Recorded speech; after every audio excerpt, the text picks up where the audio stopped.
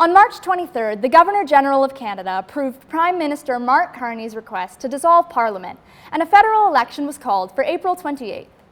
MCTV News has reached out to all of the individuals running in the St. Albert-Sturgeon River constituency for an in-studio interview, in the hope of helping the people of Morinville get to know the names that will be on their ballots come Election Day. Today, we welcome Morinville's Liberal candidate, Lucia Stachurski, to the studio. Thank you for joining us today, Lucia. Thank you so much for having me. All right, so my first question is, what got you interested in politics in the first place, and why are you running to be our Member of Parliament? Well, thank you for the question. I've been asked that a lot, and I've had to think, but I really feel that my values weren't being represented by my Member of Parliament, and I wanted to make sure that the views of the people of St. Albert-Sturgeon River were represented in Parliament. And I would like very much to see St. Albert-Sturgeon River have a Member of Parliament that's part of the majority government so that we can be a part of the solution. All right, so then you mentioned that you felt that your views weren't being represented by the previous Member of Parliament. Could you maybe just explain to me what you feel are some of the most important issues in this election for you and your potential constituents? Yes, so I'm very interested in helping people, and the Conservative Party has voted against things like child care benefit, $10 a day child care, pharmacare, dental care. I have 2 daughters and I have 2 grandsons, and I would like to see them be helped in this way. And I want to see everybody's children grow up in a prosperous Canada. All right, so then on the topic of children, we are in a class full of young people here. Yes. How will your party help to address the needs and concerns of young people who are, maybe about to enter the workforce, entering post-secondary? Yes, and Mr. Carney has recently announced free apprenticeship programs for students, so who don't necessarily want to go on and take the university route, but want to enter the workforce. He's also going to incentivize employers to employ those apprentices. The other thing is that the military, he's looking at expanding the military, and bringing in 14,500 new military personnel. And he's also looking at growing the RCMP and the Canada Border Services Agency. So the other thing is that he's looking to expand the Canadian workforce, getting people into building things for Canada. We need to build our supply chains within Canada, so we definitely need workers and young people to help us with that. All right. My next question is about our oil industry, which is obviously a very important topic for Alberta. How do you plan to support the future of oil and gas development in Alberta while also taking into account the environmental concerns that come with that industry? Yes, so Mr. Carney has already met with all the premiers across Canada, and he's looking to build pipelines east to west, right? He's looking to support those projects that will move our products from Alberta to the west coast and to the east coast. And I think he's really garnered some support from the premiers. Even Quebec has softened their stance on that issue. All right. So then this is something that's also ties into this environmental topic.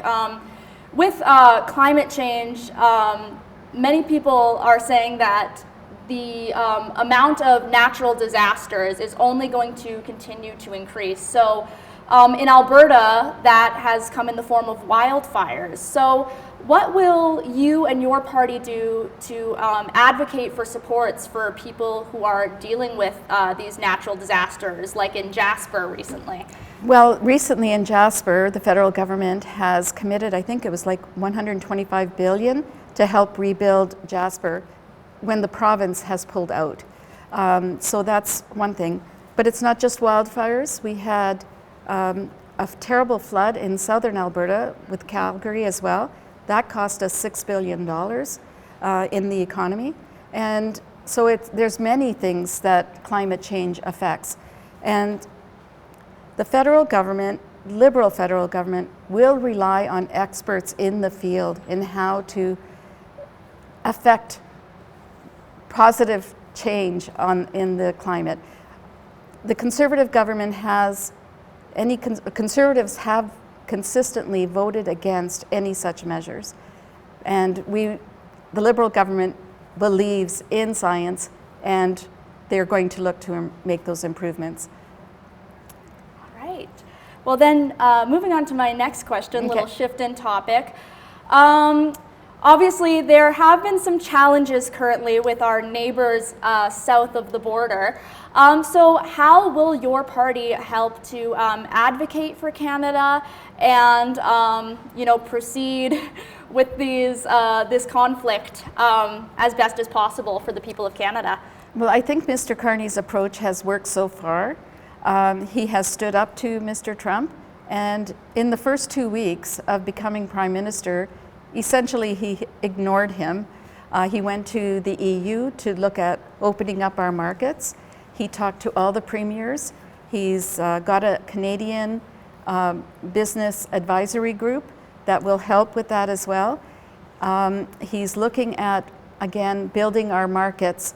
He calls it backward integration, where we'll be using our aluminum and our steel in our cars, using our critical minerals in our cars. So he's really made an effort already.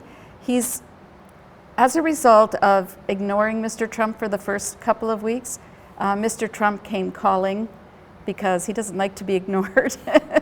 And he even stopped talking about Canada as the 51st state. And he even addressed Mr. Carney as Prime Minister Carney rather than Governor Carney. So I believe Mr. Carney is the best placed individual.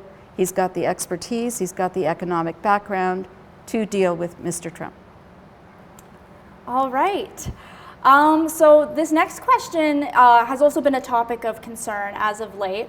How will your party work to address the current housing affordability crisis in our country's growing urban centers? Okay, so Mr. Carney also has a plan for that. He recently announced $25 billion towards prefabricated homes, so building up that industry, and also $10 billion to builders in low-cost financing for both of those, low-cost financing for builders to build more homes. He's going to create a home building agency to sort of oversee that. The provinces have fallen down on the housing, which should have been under their purview, so it's now time for the federal government to step in. All right. Well, now we've come to my final question. Okay. And it is, what differentiates you from the other candidates running for election right now, and why should people vote for you and your party? Well, thank you very much.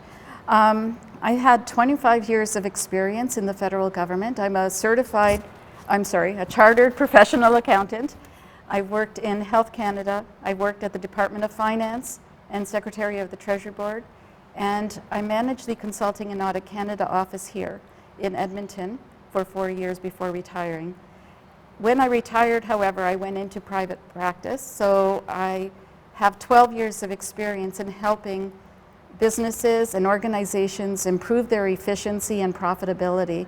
And I think I can bring that experience to the table as well. I'm a mother, I'm a grandmother, and I want to see my grandchildren do well, and I want to see everybody's children and grandchildren do well. All right. Well, thank you for coming to speak with us today and taking the time to come in. We really appreciate it. And good luck going forward. Thank you very much for having me, and I really appreciate your questions. Thank you.